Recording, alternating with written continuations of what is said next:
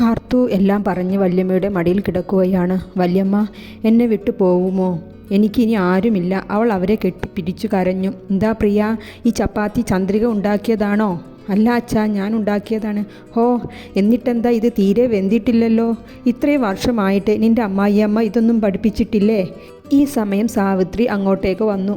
വരൂ വരൂ ചേച്ചി, ഇരിക്കൂ, അയാൾ ഭക്ഷണം കഴിക്കുന്നതിനിടയിൽ പറഞ്ഞു. പ്രിയ, നീ നിൻ്റെ അമ്മായിയമ്മയുടെ ചേച്ചിക്ക് മുട്ടയും ചിക്കനും എല്ലാം കൊണ്ടുവാ.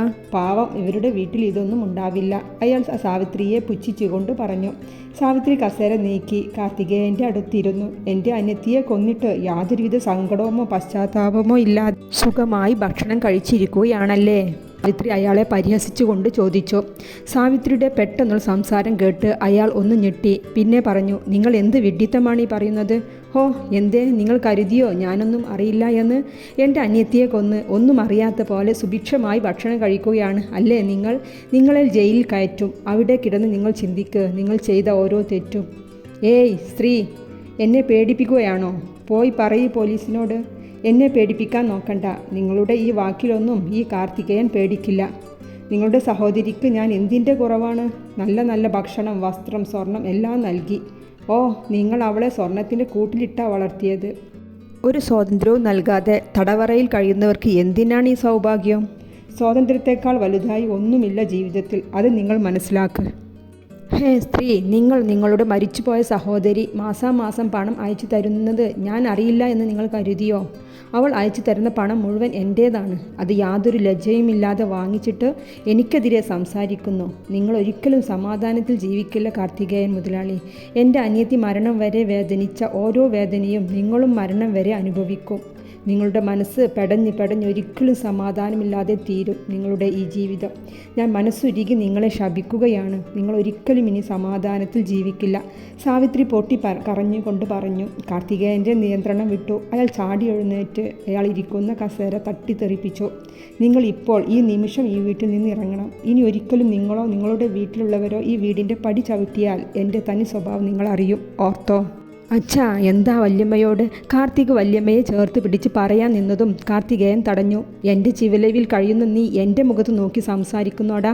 അയാൾ കാർത്തികിൻ്റെ നേരത്തേക്ക് കയർത്തു. ഇനി ഈ സ്ത്രീ 5 മിനിറ്റ് സമയം ഞാൻ തരും. അതിനുള്ളിൽ ഇവിടെ നിന്നും ഇറങ്ങണം. അതാണ് വഴി. നന്ദിയില്ലാത്ത വർഗം. അയാൾ കാർക്കിച്ചു തുപ്പി അവിടെ നിന്നും പോയി. സാവിത്രി തളർച്ചയോടെ കസേരയിലേക്ക് ഇരുന്നു. കാർത്തിക് അവരെ കെട്ടിപ്പിടിച്ച് സമാധാനിപ്പിച്ചു. സാവിത്രി തൻ്റെ ബാഗുമായി പുറത്തേക്കിറങ്ങി. വല്യമ്മ കാർത്തുവിൻ്റെ വിളി കേട്ട് തിരിഞ്ഞു നിന്നു. വല്യമ്മ, പ്ലീസ് പോവല്ലേ, ഇവിടെ നിൽക്കൂ. എനിക്ക് അച്ഛനെ പേടിയാണ്, അവൾ വിതുമ്പിക്കൊണ്ട് പറഞ്ഞു. എൻ്റെ കുഞ്ഞ് ആരെയും പേടിക്കേണ്ട ആവശ്യമില്ല. നീ ബുദ്ധിയുള്ള കുഞ്ഞല്ലേ, അവർ അവരുടെ കവിളിൽ തലോടി കൊണ്ട് പറഞ്ഞു. വല്യമ്മ, ഓട്ടോ വന്നു. കാർത്തിക് അവരുടെ അടുത്തേക്ക് വന്നുകൊണ്ട് പറഞ്ഞു. ഞാൻ ട്രെയിൻ കയറ്റി തരാൻ വരാമായിരുന്നു. വേണ്ട മോനെ, അവർ വാക്കുകൾ മുഴുമിക്കുന്നതിന് മുന്നേ സാവിത്രി തടഞ്ഞു. ഞാൻ ശ്രദ്ധിച്ചു പോയിക്കൊള്ളാം മക്കളെ, നിങ്ങൾ രണ്ടാളും വിഷമിക്കരുത്.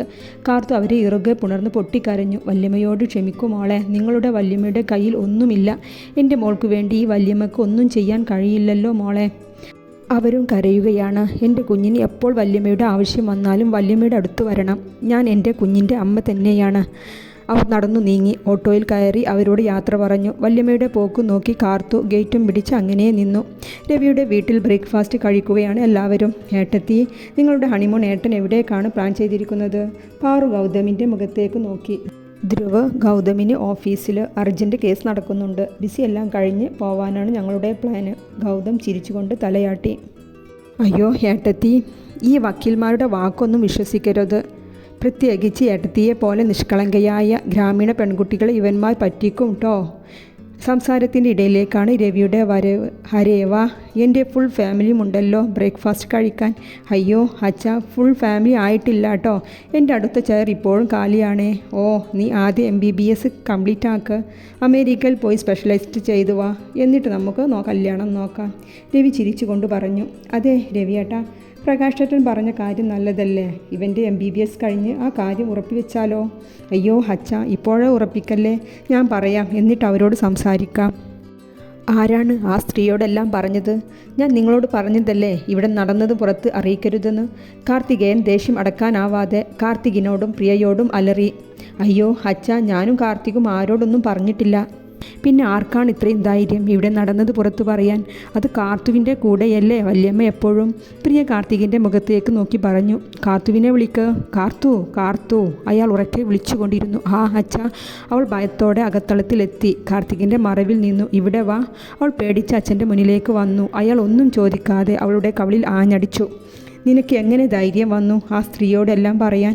അച്ഛാ. കാർത്തിക് കാർത്തുവിനെ ചേർത്ത് പിടിച്ച് പറയാൻ തുടങ്ങിയതും കാർത്തികേയൻ തടഞ്ഞു. മിണ്ടരുത്, നിന്റെ ശബ്ദം ഉയരരുത്.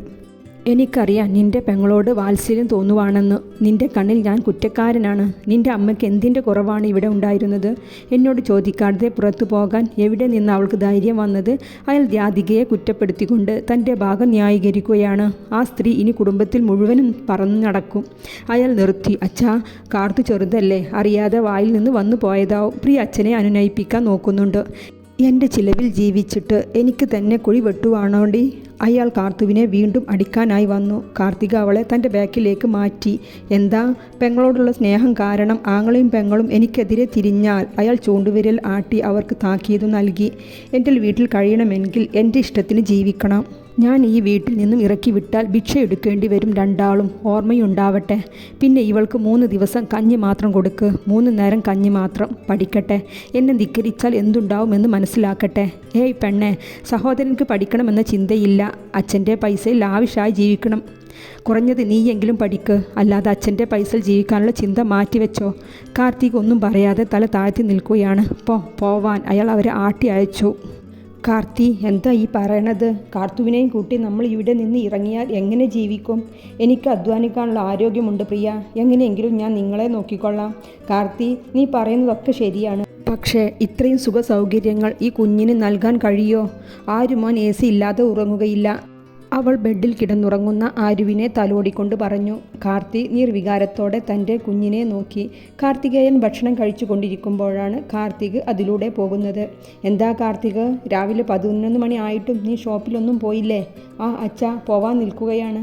അതും പറഞ്ഞു പോകാൻ നിന്ന് കാർത്തികിനെ വീണ്ടും വിളിച്ചു. കാർത്തിക് അവിടെ നിന്ന് അച്ഛനെ നോക്കി. അമ്മയുടെ ആത്മശാന്തിക്ക് വേണ്ടതെല്ലാം ചെയ്യണം. അമ്മയുടെ എല്ലാ സാധനങ്ങളും വൃദ്ധസദനത്തിലേക്കും അനാഥാലയത്തിലേക്കും എത്തിക്കണം. ശരി അച്ഛാ. അതും പറഞ്ഞ് കാർത്തിക് പോയി. അച്ഛാ, അച്ഛൻ ഇഷ്ടപ്പെട്ട മസാല ദോശകൾ ഞാൻ തന്നെ ഉണ്ടാക്കിയതാണ്.